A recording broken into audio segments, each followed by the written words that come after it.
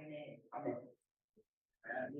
This morning, Jake is going to talk to us about a unique topic, service animals and the legal responsibility of businesses. So we'll turn it over to him. All right, guys, this is one that I'm very passionate about when it comes to the ADA. I'll start out by saying I don't like how the law is written because of how broad it is, but I will fight for it every step of the way. So just to give a little history here, our index, we're going to be talking about our executive team, our client community volunteers, because we hire on our clients as volunteers. Types of service animals, what is a service animal and what it's not. We'll talk about the legal ramifications there. Legal requirements of businesses as it pertains to service animals. Because there are many legal requirements here, what you can and cannot ask for. And then I have a video, two videos actually, a video example of what not to do, and a video example of what can happen if you violate the law. And of course, we just, through our board, we just started a consultation service for businesses that may want more training, and what the price will be, we'll go through that at the end. And then we just had our fundraiser, as many of you guys know, wish many of you guys could have made it. But I have a video of that at the end as well. So let's go through our executive team. So obviously myself, good buddy Michael Gerchek, who's my vice president and VA rep. John Williams, who is our CFO, our chief financial officer. And our newest board member, Gina, who is the chief mental illness officer. Gina actually deals with mental illness herself, so she has experience in that. I prefer to hire on people with experience rather than somebody with a degree. Because if you've gone through life with experience, that's greater than any degree you could ever have, in my opinion. Our client/community volunteer team. Vincent Duvet, I did not put Michael Gerchek up there. He was my client before the foundation was even started because he's already listed on the executive team. But Vincent Duvet is a very unique individual. He's Down syndrome, and oh gosh, I can't even go into it because it would be so inappropriate for me to say here. Shelley or Rochelle Vincent, no relation between the two. She's also a good friend of Michael Gerchek's. She's been a friend of his for 30+ years. So I've gone through a number of things with her. So types of service animals. You have an outline on your seat or right next to you. And this one is a little odd. So we know dogs are deemed service animals. However, they made a provision in the ADA law to incorporate miniature ponies. Now, try taking a miniature pony on the bus and see how that goes. It ain't gonna go over well. I've had so many drivers say it'll be a cold day in hell before we let a miniature pony on the bus. But at the same time, they cannot deny it. And that miniature pony thing is in your outline there, printed directly from the ADA or screenshotted directly from the ADA website. So it is dead center on their website. Yeah, there are two theories that have come about as to why miniature ponies. And I know somebody here is going to call me racist for this first one. The first one is cultural. In the Chaldean culture, they deem dogs as dirty animals. They will not touch a dog, especially those that are very much in that into the religion aspect of it. But they don't see miniature ponies as dirty. You're asking the wrong person. Why? The other theory is that miniature ponies, such as horses, have more strength in their legs than a dog does.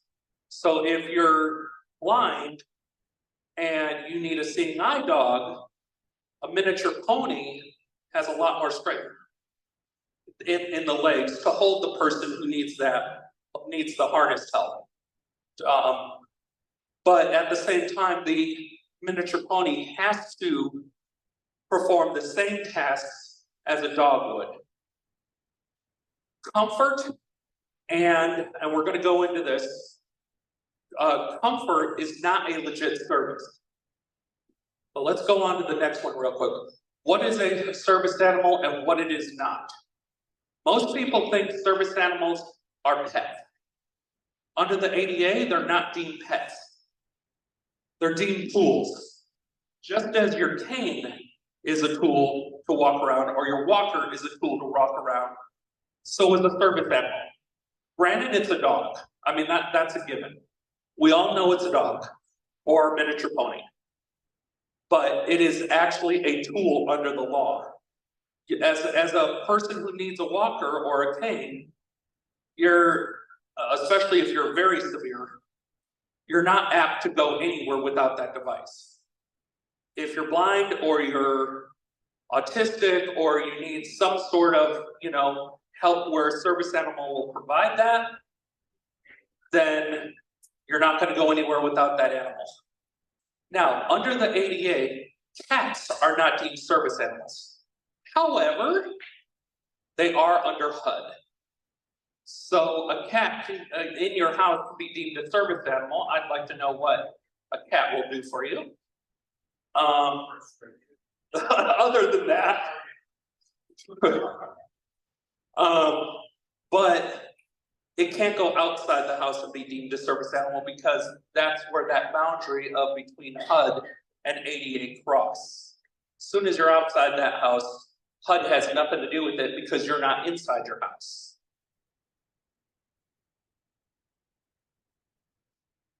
Legal responsibilities. This is a big one. You can, as I said earlier, you cannot go beyond these limits. The only two questions you are allowed to ask under the ADA is that animal, and this is also on the back of your outline, on the flip side of the outline. Is that animal a service animal? And what type of service does that animal provide? In my professional opinion, you should actually only ask one. Because, and there are some companies that are such as Regal Cinema in El Cajon. They kind of force their employees to ask two, and I've tried dealing with that, and I've told them flat out, I know it's not management, it's coming from corporate attorneys, and they're idiots. Because in my professional opinion, when you ask that one, as soon as you ask the second one, you're already interfering in their disability because they've already answered the question of the first one. Most companies won't ask. Does anybody know why? Because they don't want to fall on that grenade. That's not something that they want to fall on. Now, okay, let me actually, you know what? Let me back up one and actually speak a little more on this. So very few companies, and I only know of one, is exempt from allowing a service animal. You cannot deny a service animal no matter how much you may want to, you can't deny it. There is only one company that's exempt: churches, synagogues, mosques. Any faith-based community does not have to allow a service animal into their building at all. But most will. I've only maybe met 2 churches in San Diego that will deny a service animal. And one of them's right here in El Cajon. Not Skyline, I can tell you that. I disagree with that policy from the ADA, but try changing government. It doesn't happen. It takes the act of God to do that. So I highly suggest you ask one of these questions in your business, and if they say yes, leave it at that. Because any further than that, you're interfering in their disability. If you ask for paperwork, that could potentially be a lawsuit. You cannot ask for that. You cannot ask the CID for the dog. Technically, the dog doesn't even have to have a vest on. It doesn't have to show anything under the law. That's also in your outline underneath that second bullet point. It's not on the slide, but it's in your outline that says, that asks, does the dog have to have a vest? Or does the service animal have to have a vest? No. All that is required is that the animal be restrained in any way, shape, or form. Unfortunately, when it comes to the vest, you can buy those online. When I said earlier that ESA is not a legit service, does anybody know what ESA is? What the initials are for that? Other than anti. It's called emotional support. It's not a covered benefit under the ADA. This is one of those policies I disagree with to an extent. The reason they don't allow it is because it can draw that line, go across the boundary of being a comfort animal. I disagree with that policy because of the fact that if you have anxiety, if you have something along those lines that it could help calm that anxiety, that's a medical condition that I would say is emotional support and could be covered under the ADA. But unfortunately, they don't see it that way. The other thing about it is that as I said, the service animal doesn't have to have anything on it, but the only time you can tell a person with a service animal to leave your establishment is if the dog gets aggressive. Now that's within reason, because there are those that are hard of hearing. There are those that have seizure disorders, and a dog can help a person with a seizure disorder get out and be notified of that seizure. And that may be the dog jumping up on its owner, that could be the dog barking. So, yes. So you're talking about the ESA aspect, and how does that fit in with veterans who have PTSD and have usually like a dog or something like that to help with that? PTSD is a medical condition. So if they're officially designated PTSD, they have They- for that reason. They cannot be denied. They cannot be denied. PTSD is, I have it. I've never been in the military, but I have it because of getting hit by a car a number of years ago and receiving a compound fracture. My psychiatrist at the time did not want to write it up as a medical condition, but it was written up because I was having those nightmarish dreams. Let's go on to the next. Here's a video of what not to do. This is something you do not want to do. A man sent in service dog was not allowed in the dining area of this Cascade Township restaurant, so he and his family left, embarrassed and upset. Tried to get confronted restaurant management, and they say they'll do it again, no matter what the law says. So what now? As 24 organizations on that shows us, that's what advocates say the problem with the law is. Hey. Bruce, and for Frank Echo, she is much more than man's best friend. She's a valued member of the family. And much more than a pet. Bruce is a service dog who's there for Echo, and at times she's the only help he has. Echo is a veteran who now has a disorder that caused him to have seizures. He believes they came in contact the average chemicals involved in the Gulf War. When he goes into seizure, it is Bruce who calls for help and helps him get up when the seizure is over. Praise. Normally her vets and documentation is enough for the two to go wherever together, but on an evening trip to Don Julio's on 28th Street in Cascade Saturday night, things were different. She said we were more than welcome to stay, but patrons in the restaurant and the manager didn't want dog here in the restaurant. I was embarrassed and hurt. A clear violation of the law. In fact, he carries the law's verbiage on a card everywhere he goes. His dog. They're guaranteed equal access to any and all establishments and accommodations. We went to Don Julio's ourselves to find out why Spruce wasn't allowed in. A woman who would only say that she was the assistant manager admitted she had her dog stay in the entrance area. She said that customers had complained. I asked for him to bring the dog out to the minutes and to the lobby. I didn't ask for him to take his dog back home, to take his dog to the car, or leave him outside in the middle of the parking lot at all. Did you know that it's actually illegal to have someone separate in your service dog? Did you get a law about that? Again, I didn't, I know it was not for him. He didn't tell me the service dog was for him. He didn't tell me it was for his daughter either. So I wasn't, he wasn't clear to me either. What was most disturbing to the King County Disability Advocates, the fact that the restaurant manager said they've done this public. They've had other service dogs come in and they live in Grand Rapids and there isn't a problem with that at all. Bottom line for the manager, I can't keep every customer happy. That's insane. I mean, who would say, oh no, you have to leave your mobility device at the door? People who rely on service animals, it's the exact thing. you need to have it tomorrow, you can do the same thing. I have to. I can't have any kind of animal be around food. And therein lies the problem, advocates say, aside from suing and complaining, there isn't a whole lot that's done about violations like this. And Apple says that he's just hoping for an apology and hope that people learn from what he went through. Disability advocates say that spreading the word about what happened might be the best way to prompt change. They said a lawsuit would likely not result in any damages for Mr. Apple. In the newsroom tonight, Leon, it was 24 hours. Rarely do things like this get prosecuted. Should happen more. But most, as I said, most businesses, most churches are not going to say no because they don't want to fall on that grenade.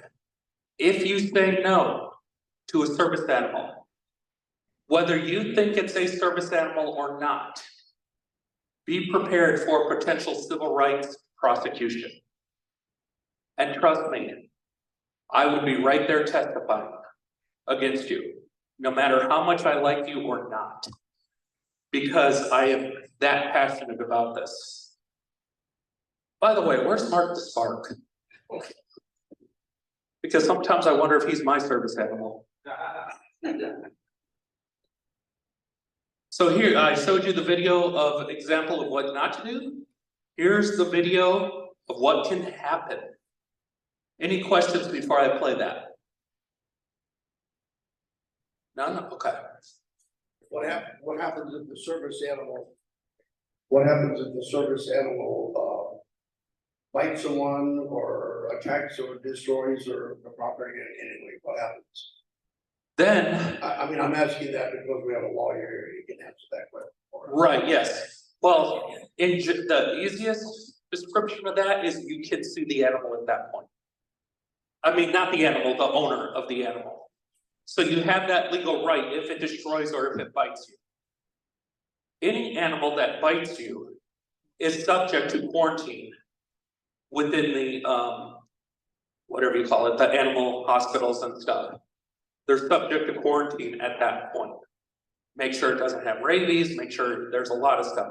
But unfortunately, that's why I said I don't like how the law is written in this, because of the fact of how broad it is and that exact point right there.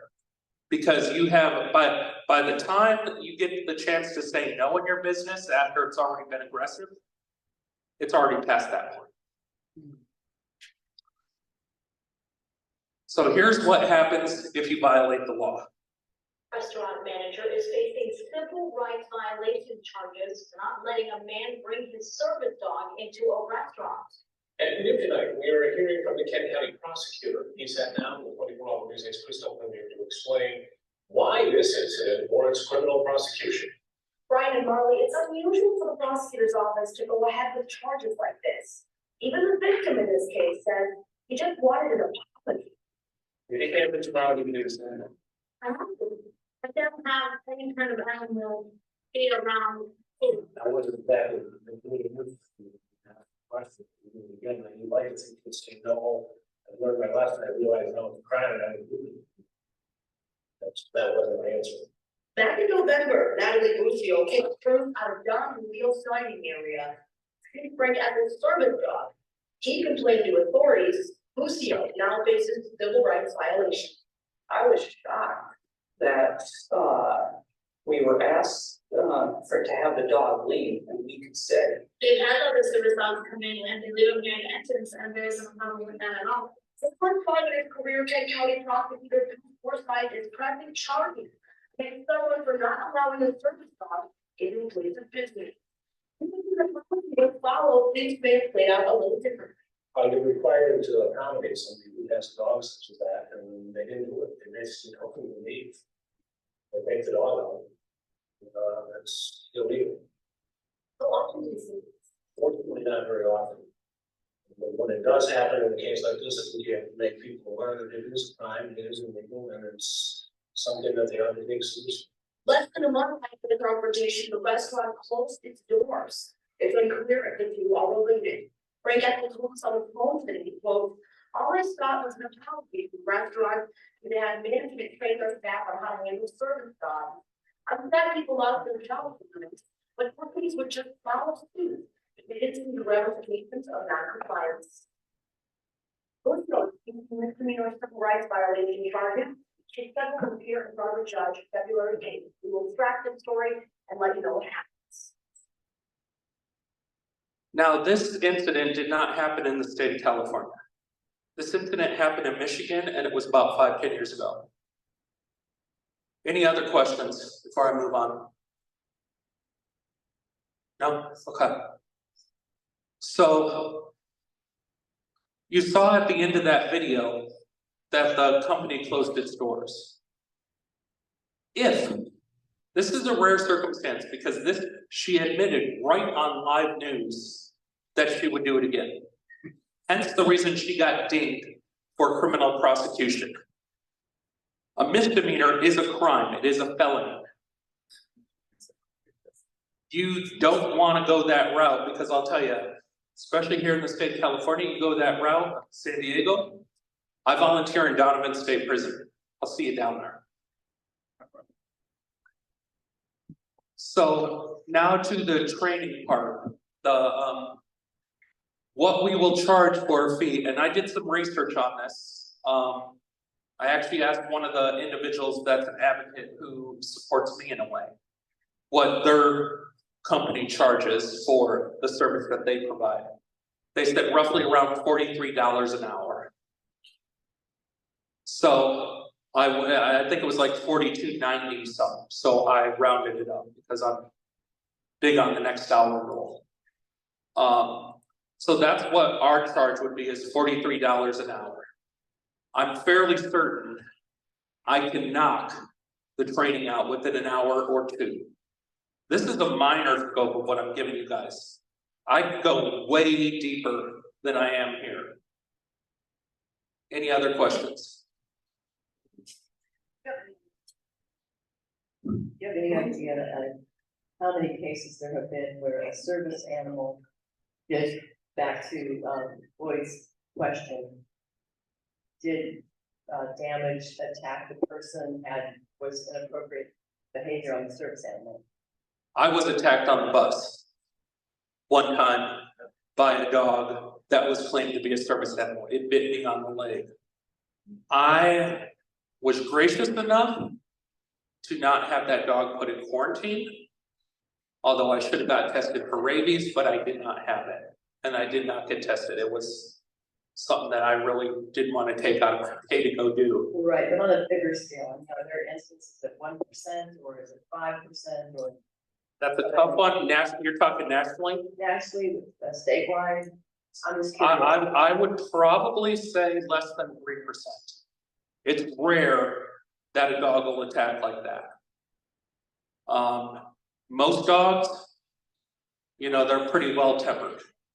Now, in my personal opinion, and the ADA does not require the dog to be any breed. It can be a pit bull. It can be a Chihuahua. It can also be, a person can also put it in a stroller and roll it around if they wanted to. I have a friend who has 2 service dogs, little Chihuahuas. And I believe they're a Chihuahua mix of something. But she has them in a stroller when she goes on the bus. They still can't deny it. If a person says, well, it's a comfort dog, that dog has to be in a cage. You could still deny it based upon the fact that they said it's a comfort dog. And you'll have backing from the ADA. And like I said earlier, I would testify against you In those situations, I would testify for you. Another thing for, even though this is not in there for attorneys, we had an incident here in California. I think it was San Francisco area a number of years ago, where we had rogue attorneys filing false ADA lawsuits. Continuous, and it spread around the country with the same company. They opened up businesses in other states with this. Not something an attorney wants to do, because this attorney, his license was banned from ever having, being able to prosecute or be an attorney in the state. And over 100, and I believe it was like 150, over 150 cases were thrown out. None of the individuals they hired with disabilities ever entered the establishment. Not a single one. But the person who supposedly reported it, the one with the disability, got $50 per incident, and the people planning this whole charade got like $100. But because they can't get any money when you sue them in court, what most companies would do is settle. So that the attorneys and the company got paid anyhow by the person that owned the business, they would settle. I never recommend that. If you're ever in that position, get your own attorney, especially an ADA attorney, and fight it. In most cases, when something like that happens, the attorneys will just dismiss the case. Question, Robert, somewhere? Okay. That's a big deal right there. So the laws are there to protect you, but at the same time, it's, as I said, there are certain areas I don't like how it's written. How you can help? Where is Mark? Donate. If you don't want training, we can always use help with finances. As I said, my nonprofit is a 501c3, private nonprofit. I got no problem giving a tax receipt for your taxes next year. With our fundraiser, which is going to come up in the next minute or so with a video, we had somebody who owned a business at the Rock Church pay for our entire rent of the facility, the full $350 rent fee. We had somebody, my farmer's agent donated $100. My acupuncturist donated $100. This next video that you're going to see will tell you more about how fun it was, so I'm sorry you guys missed it, but we're planning another one at the same place for May of next year. So as I said, donate, and one more donate. Thank you, Mark the Spark. You can donate by going to our website, jcpfoundation.org/donate. You can cut a check to me. We have Square. We're eventually going to have EPOS Now payment system. There is going to be a fee because we have to get to that fee. I don't like the fees at all, but we have to be able to break even if you use the card feature. You write a check or cash, that's not an issue. So let's watch this video and see how it went.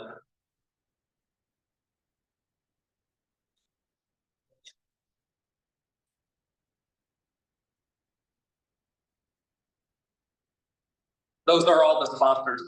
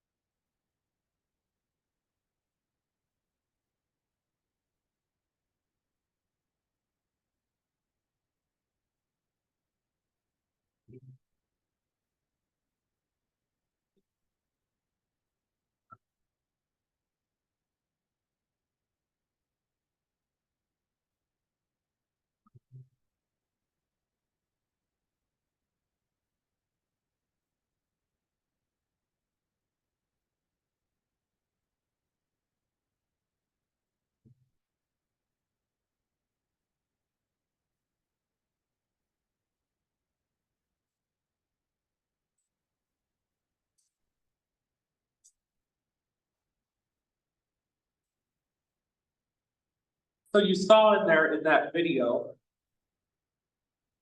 Oh, go ahead. Okay, you saw there in that video that we had the mayor of El Cajon. He blew the roof off. He was the life of the party. When I said, when I did the lineup of each band, I said, we're saving the best for last.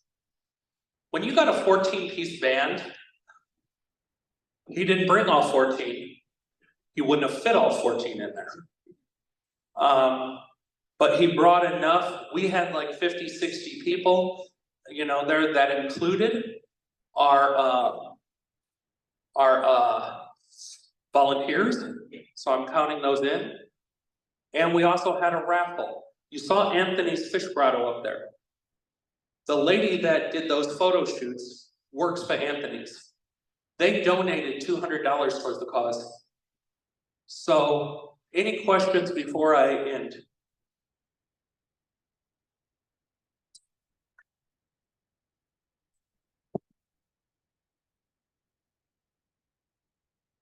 Very good. Go ahead. Wow, that was interesting. I don't know about you, but I knew nothing about that. Outside of my wheelhouse. Although I did have a client experience once who had a service dog that was very aggressive.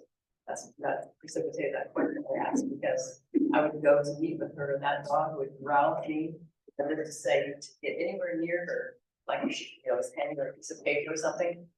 I thought, how am I gonna get this paper to her? So I'd have to call somebody else that was there to take her the paper that the dog knew it wasn't gonna attack her or something. And but she needed that dog. It was like the story from the video, same problem.